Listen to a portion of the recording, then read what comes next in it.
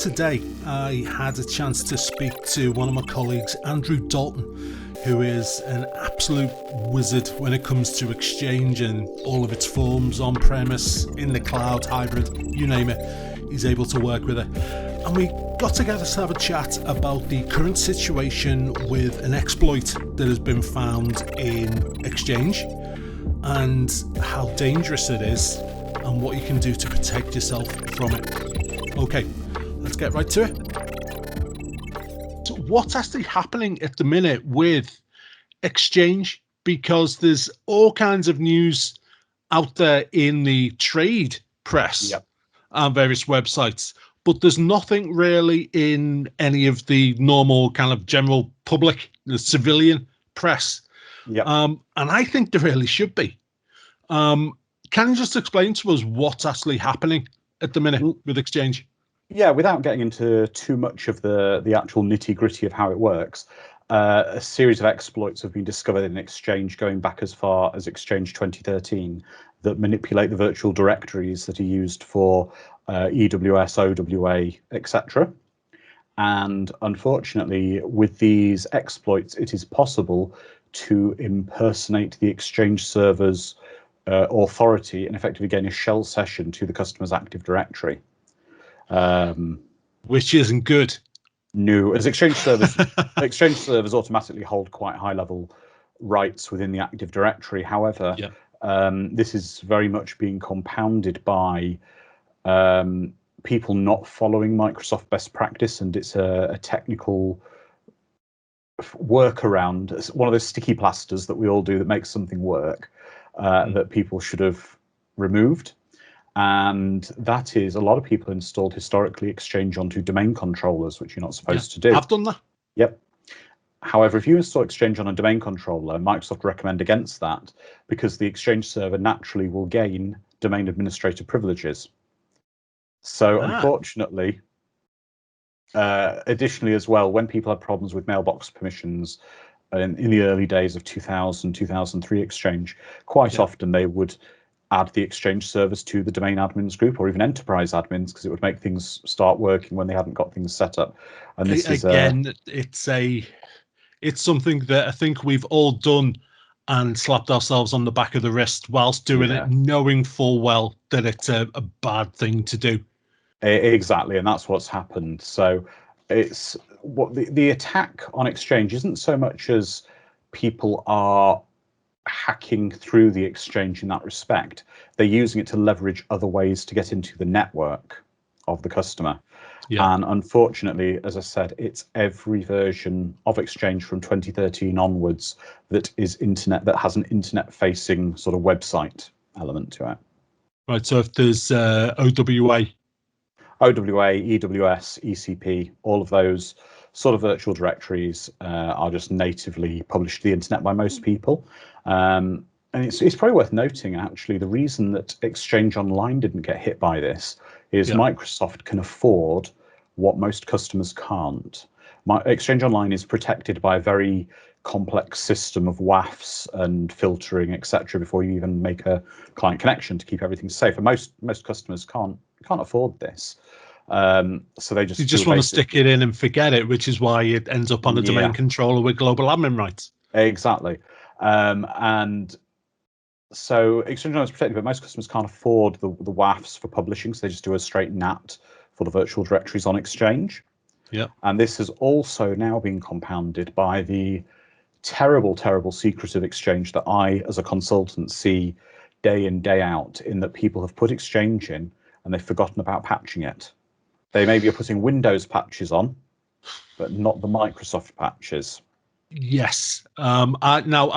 Your expertise is Exchange, and I come from a SharePoint background, and I feel your pain with that. The amount of SharePoint on-premise environments where it's just like you're not even at Service Pack 1. Well, that's I mean, Microsoft have very kindly, as well as they initially released these emergency hotfixes, and it was unprecedented. I've never known Microsoft account managers, who are normally dealing with the sales and the other side of things, to be directly reaching out to customers to tell them to patch their environments. I mean, and that's got to point you towards the fact that they know a certain amount of Yeah. whatever was going to be hitting the fan. Well, Microsoft have had to create patches going back on certain products as far as the RTM version of the code. I know there is a patch Wow. for Exchange 2019 RTM, which was released in October 2018. And the reason Microsoft are releasing these is they've been able to detect these versions are in the wild still. Which, yeah, uh, I end up kind of like speechless sometimes Yeah. because it goes against everything that as any kind of network or system admin, you have your proper testing for your patching and so on in place. Yeah. To actually just leave it at the initial RTM version is just so bizarre to me. It's terrible, and it's also, this shows something that's been coming a long time in the Exchange world. About 4 or 5 years ago, maybe 5 years ago, Microsoft threw their toys out the pram, and quite rightly so. Basically, they drew a hard line in the sand and said, right, we will not support Exchange calls. When you log Exchange calls, etc., we expect you to be on N-1 at the least. If you try and log a ticket with us, we'll say, is the problem reproducible on N-1? If not, go away and do it. And they got quite hard about this with people. And it's quite difficult to get support out of them if you're not on the supported levels. And the reason being, because there's so many people who've just not patched stuff, and this is still a pain for Exchange on-prem. And this goes back to the whole thing around Exchange. I see as a consultant of the indicative problem for Exchange on-prem and why Exchange Online is such a great solution. I say to customers, Exchange is easy to install. Exchange is not easy to install properly. Having installed Exchange badly, I think, I would wholeheartedly agree. That You was the can just problem. get into the menus and just go click, click, click, click, click. Oh, Yeah. look, people are getting emails. Yeah, and that's the thing. Quite often I will see customers Exchange servers, and they've got one database on, and it's in the default location, and the database is called mailbox database 487 blah blah blah, because it's the randomly generated name for the database. And they've just gone, right, Exchange is working, off we go, and then they don't worry about it. And it's just like SQL servers being on whatever port that was on, and the service accounts are SQL service. That's or still a thing, SASA, people. the old favorite as well with SQL. But the other interesting thing about this attack is that while Exchange Online was not attacked, customers with Exchange hybrid servers, because an Exchange hybrid server these days should be running 2013 to 2019, depending on what it is. And if you're using the traditional Microsoft hybrid method, whereby the EWS is published to the internet and 365 can make calls to it, to the MRS proxy service. The MRS proxy service, for those who don't know, is the mailbox replication service. And what this does is this is used for offboarding, sending mailboxes to 365, or onboarding, reverse sending them back to on-prem. So that's the long way around. Onboarding is to 365, offboarding is from 365. You got there in the end. I got there in the end. So those services are used. And again, when we do deployments with customers, historically, I'd always recommend to them that the hybrid server, that while it is an essential piece of your estate, should be treated like a real Exchange server. And additionally, the only things that should be able to contact that hybrid server really should be the Microsoft IP addresses, the Microsoft URLs and IPs from Exchange, then you know they're coming in safely. However, again, this is possibly something Microsoft made that was sort of difficult for everyone, is the infamous Microsoft IP XML file, which I think we all have seen, that is like a phone book of things. The most network and firewall administrators sort of, oh my God, it's too much to put in. They just allow anything on the internet over to it. And that is really the big issue, because these hybrid servers can be compromised just the same way.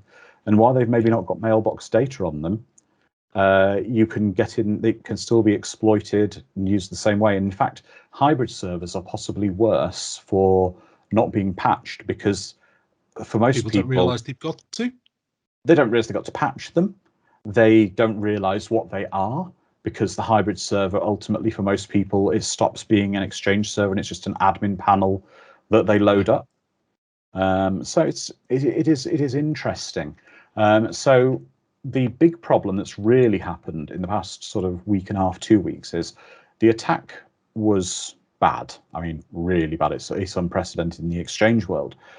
But what we're seeing is customers now, none of the customers I've dealt with personally, fortunately yet, touch wood, some rather ingenious hacking groups have taken the exploits and combined them with malware, basically cryptoware. So there are now botnets scanning the internet, and they are automatically breaking in and exploiting the Exchange servers, and then injecting cryptoware into a network that then runs rampant. And if they can get enterprise or domain admin rights as part of what they're doing, they can be anywhere. They can be anywhere, even unattached devices. I'm not sure as to the extent as to how badly they've been affected, but I do know that Acer computers, the people who bought Packard Bell, rather big, rather major computer manufacturing company, they are currently being held to ransom for $50 million by hackers, because the word on the street is they got hacked through the Exchange exploit and malware was injected into their network. This could end up being as significant, if not more so, than the SolarWinds. Yes. Possibly more so, because obviously there are more people using Exchange than there are using SolarWinds for. Yeah, very much so. Very much so. It could be. It's an incredible exploit. What's happening? It'll be amazing where it ends. I think my biggest worry is people who've been attacked and possibly don't realize how much backdoors and things may have been used. The exploit would have been used as the thin end of the wedge to get in, but who knows what they've compromised in these networks now. Yeah, because it's a standard thing that half of these attacks will happen straight away. Okay, the effect will happen then, but a lot of the more clever, sneaky kind of people will get in and then just stick a door in so they can get in again and again and again, no matter how this is patched. Exactly, because a lot of the hacking groups will have been seeing it as, well, we know they're going to install the Exchange patch at some point. That way in is going to disappear at some point soon. Yeah. So that door will close. While we're in, hide while we're in there. It's like breaking into the bank by locking yourself into the bank. Yes, exactly. They've got some secret door they've created on many networks everywhere. Who knows how bad this is going to get? However, there are going to be organizations as well where people's mailboxes have been dumped. Possibly even data from tenancies will have been compromised by gaining credentials. In hybrid? In hybrid. Possibly if you've got federated identities, you could have got in. Yeah. Even if you had, pass-through authentication, not just password hash, because they would have had valid users, they would have just gone anywhere they wanted. Good Lord. And quite often as well, don't forget, people have global admins and things that are bound to on-premises accounts and groups and things. Yeah, it's almost limitless, the damage that can be caused by this, isn't it? It's every time I think about it, I just end up kind of getting more and more amazed at it, to be honest with you. The fixes that Microsoft are producing for this, how many people are actually applying them? And will there still be people out there that don't know that this is an issue? Well, this is very interesting, and as a consultant to anyone who's watching this, my advice is immediately your first step should be, if you haven't done anything as of yet, shut off your OWA publishing your Exchange servers for the moment directly to the internet. Kill that dead immediately, even if there's going to be a service outage. Your next thing you need to do is download the mitigation tool from Microsoft. If you go to the Exchange team blog, which you can find through Google. I'll stick that in the links below this video. The Exchange Team blog, they're keeping everyone up to date on there. There is a URL rewrite tool that scrambles some of the URL stuff and mitigates some of the exploits. Run that immediately, and then run the patches have been integrated now into the quarterly updates that came out last week for Exchange 2019 and 2016. So if you can, as part of best practice, run those quarterly updates, but they are big. If you feel you're under a bit more pressure, run the hot fixes. Please follow Microsoft's guidance on running the hot fixes. There are certain problems around running these hot fixes when UAC has been configured on the server. So if you run the hotfix manually, the preferred method is to run it through Windows Update, of all things. But if you want to run it manually, download it to the server, open an administrator command prompt, not PowerShell, and just call the hotfix directly from the command line. So that you're as close to it as possible. There's no other idea or anything sitting in the way. No, do that, and you run it directly on the servers and let them run. It will take a while. I've seen it take anything from half an hour to 2 hours, depending on how busy the server is. The server will want to reboot at the end. If you've been this long without being patched, I suggest one of the things the mitigation tool will do is it will look at your EWS and IIS logs on the Exchange server, and will try and identify if it believes you have been compromised. Okay, so do these hacks kind of phone home in effect? No, it's not that. It looks for certain manipulation patterns of the URLs in the IIS logs to see if you've been hacked, see if the exploit has been deployed against you. However, what I would also say is do not take that as gospel that you have not been hacked. Yeah. Always assume that you have been, I would have thought. Exactly, because while the tool will do its best to check the logs, you can't guarantee that those logs haven't been tampered with if someone's got the access to the server. It's wheel within a wheel. It's really just ridiculous, isn't it? It really is. But assume that there's a good chance you could have been hit by a botnet.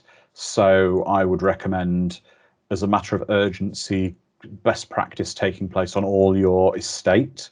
Raise it with your security team that you were, better to hold your hands up now and say we could have an incident than we do have an incident. So take every reasonable precaution to investigate it internally. So make sure any logging you've got is turned up. Get you guys to look at firewalls, see if you've had any sort of loads of weird random connections hitting the server. Make sure belt and braces, standard stuff, your antivirus definitions are up to date, because what they will do is they will inject malware into your environment, most likely. So that should hopefully be caught by some standard antivirus. Make sure everything's up to date. Equally, go through your Active Directories, administration accounts groups through enterprise admins, domain admins, schema admins, all the big account groups like that, and check if everyone in there is an active user. And if they're not, disable the account. If you're unsure, disable them. Same for your service accounts. Yep. Do you think there will be any recourse to you if you have been hit? Even if you can't prove that any data is leaked because of this, should you, inform the ICO, say, of a, possibly? If you have proof that you have been attacked, then yes, I would recommend contacting the ICO. If you're again with all the rules over that, if you have any proof of any leakage, yes. But if you ever have proof you've been compromised, you should inform them and let them know that you may have lost data, but you can't be sure. Yeah. Because with the ICO, it's always, if you're not sure, let them know just in case, because they're more likely to treat you favorably if all of a sudden you do realize you have been hit. At least you've warned them in advance. Yeah, and that's how bad it is. But it's the only people who can start to stop this in its tracks are the Exchange administrators, the server administrators out there. I know patching servers can be a pain, and I know, doing cumulative updates and quarterly updates and stuff is a pain. It's a behavioral change we need to all start adopting. This is something I preach to customers. I've been preaching for years to them. These quarterly updates, these patches come out, they are essential. And people get them installed and just take a bite of this problem as to how bad it is and how bad you are affected. Hopefully it's okay for you guys, and I really do hope you're okay. But it's a bad situation we're all in. Fantastic. Well, Andrew, Andrew.